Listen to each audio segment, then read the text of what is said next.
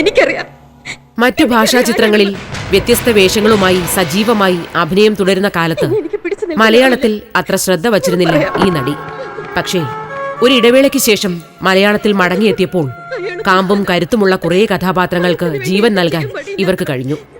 Big സ്ക്രീനിലെ ഈ താരം ഇടയ്ക്ക് മിനി സ്ക്രീനിലേക്ക് ചുവടുമാറ്റം നടത്തിയിരുന്നു.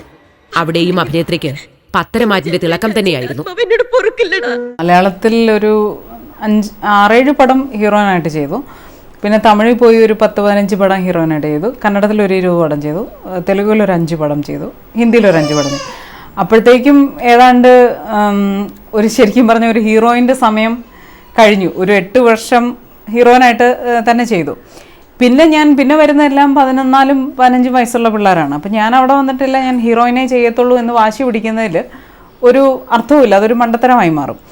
അങ്ങനെയാണ് ഞാൻ പിന്നെ ക്യാരക്ടർ റോളുകൾ, അതായത് മഴത്തുള്ളിക്കിലുക്കമാണ് ശരിക്കും പറഞ്ഞാൽ ഞാനൊരു നല്ല ക്യാരക്ടർ റീ എൻട്രി എന്ന് വേണമെങ്കിൽ പറയാം. ദിലീപേട്ടൻ്റെ സിസ്റ്ററായിട്ടാണ്. അത് ഞാൻ ആദ്യം ചെയ്യില്ല എന്ന് പറഞ്ഞൊരു ക്യാരക്ടറാണ്. കാരണം ചേച്ചിയാണ്, ചേച്ചി എന്നതിനകത്ത് വിളിക്കുന്നുണ്ട്. അപ്പം ഞാൻ ഒരു മാനസികമായിട്ട് നമുക്കൊരു ബുദ്ധിമുട്ട്. പക്ഷേ ആ പടം ചെയ്ത് കഴിഞ്ഞപ്പോൾ ആ പടത്തിൻ്റെ റിസൾട്ട് കണ്ടപ്പോൾ എനിക്ക് തോന്നി ഈ പടം ഞാൻ ചെയ്യാതിരുന്നെങ്കിൽ വളരെ ഒരു നഷ്ടമായി പോയേനെ. കാരണം അതിനകത്ത് ഒരു 4-5 സീനിലേക്ക് ചേച്ചി വരുന്നുള്ളെങ്കിലും ആ വരുന്ന സീൻസ് എല്ലാം ഭയങ്കര പവർഫുള്ളായിട്ടുള്ള സീൻസാണ്. ആ കഥയുടെ ഒരു ടേണിങ് പോയിൻ്റായിട്ട് വരുന്ന സീൻസാണ്. അപ്പോൾ അത് ചെയ്തു. അത് കഴിഞ്ഞിട്ട് പിന്നെ ടൈഗർ ചെയ്തു, സുരേഷ് ചേട്ടൻ്റെ പടം, ഗോപികയുടെ സിസ്റ്ററായിട്ട്. ലയൺ ചെയ്തു, വീണ്ടും ദിലീപേട്ടൻ്റെ സിസ്റ്റർ തന്നെ, മൂത്ത സിസ്റ്ററായിട്ട്. സായി ഏട്ടൻ്റെ വൈഫായിട്ട് ചെയ്തു. പിന്നെ നേരറിയാൻ CBI, അതൊരു നല്ല ക്യാരക്ടറായിരുന്നു. ആരുടെയും പേരോ സിസ്റ്ററോ ഒന്നുമല്ല, പക്ഷേ ആ കഥയിൽ ഉടനീളം ഈ മായ എന്ന് പറയുന്ന ക്യാരക്ടറായിരിക്കും കൊല ചെയ്തതെന്ന് തോന്നത്തക്ക രീതിയിലുള്ള ഒരു ക്യാരക്ടറാണ് നേരറിയാൻ CBI.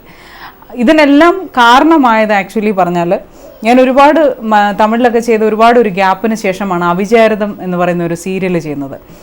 പ്രേംപ്രകാശ് സാർ അഭിനയിച്ചു പ്രൊഡ്യൂസ് ചെയ്ത KK രാജീവിൻ്റെ ഒരു ഡയറക്ഷനിലുള്ള ഒരു സീരിയലാണ്. സഞ്ജയ് ബോബിയാണ് അതിന് സ്ക്രിപ്റ്റ് എഴുതിയത്. ആ ഒരു സീരിയലിൻ്റെ ബേസിസിലാണ് ഞാൻ പിന്നെ ശരിക്കും പറഞ്ഞാൽ അതുവരെ ഞാൻ ഹീറോയിനായിട്ട് ചെയ്തെങ്കിലും ഒരു അഭിനേത്രി എന്ന നിലയിൽ ഒരു സുവർണയ്ക്ക് അഭിനയിക്കാൻ പറ്റും എന്ന് മറ്റുള്ളവർക്ക് മനസ്സിലായത് അവിചാരിതം എന്ന് പറയുന്ന സീരിയലാണ്. അപ്പോൾ അതുകൊണ്ട് തന്നെ ആയിരിക്കാം എന്നെ അഭിനയിക്കാൻ പ്രാധാന്യമുള്ള ക്യാരക്ടർ റോളുകളിലേക്ക് അത് കഴിഞ്ഞിട്ട് വിളിച്ചത്. അപ്പോൾ അങ്ങനെ കുറേ ക്യാരക്ടർ റോൾ ചെയ്തു. ഈവൻ ഞാൻ ചെയ്ത ചന്ദ്രമുഖി എന്ന് പറയുന്ന രജനി സാറിൻ്റെ പടം, P. വാസു സാറിനെ എനിക്ക് നേരത്തെ പരിചയമുണ്ട്. സാറിൻ്റെ ഒരു പടത്തിൽ അഭിനയിക്കാൻ ഇരുന്നതാണ്, പക്ഷെ അഭിനയിക്കാൻ പറ്റിയില്ല. എങ്കിൽ പോലും ആ ഡയറക്ടർ വൈഫ് ഈ അവിചാരിതം എന്ന് പറഞ്ഞ സീരിയൽ കാണുന്നുണ്ടായിരുന്നു റെഗുലറായിട്ട്. അപ്പോൾ ഈ ഒരു പർട്ടിക്കുലർ ക്യാരക്ടർ വന്നപ്പം P. വാസു സാറിൻ്റെ ഭാര്യയാണ് പറഞ്ഞത് ഈ കുട്ടി ഇട്ടാൽ നന്നായിരിക്കും ഈ ക്യാരക്ടറിന് എന്ന് പറഞ്ഞാണ് ആ പടത്തിലേക്ക് വരുന്നത്.